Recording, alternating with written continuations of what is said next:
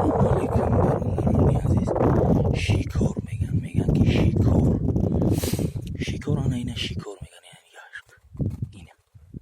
اینه بینش، اینه تمشبی، اینه ما امجده دیگه شیکار کردیم، قلوم را جمع نکردیم، برای اومدیم این همین نمیدونم این چی دیای نمیدونم پشکه گربه های جنگلی های یکی های کوی ابو سر تبر دور همی اکم بیند، سر تبر دور همی اکم بیند.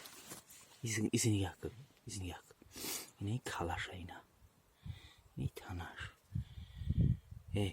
بیا جورا میشیم شیف نکوتری آخی یکم اشتی قلای من ای سرت موندی دیمش آخی ولی هم تر من اگر خوی کنم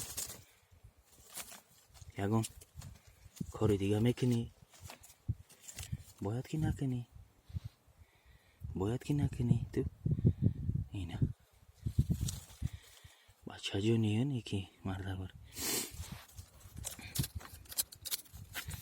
دیگه کار که تماما چقه نشه من ترم میده خوی کرن گیرم شیف فهمیدی ملت هر دو باید رسید.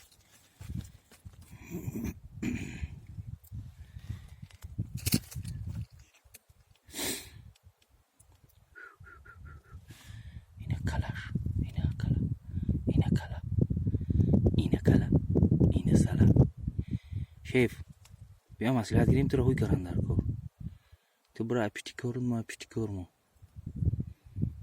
چی گفتی نمیگم کارو چی تو نمیجون بی من تو رو خوی میکنم چی فهمیدی شیف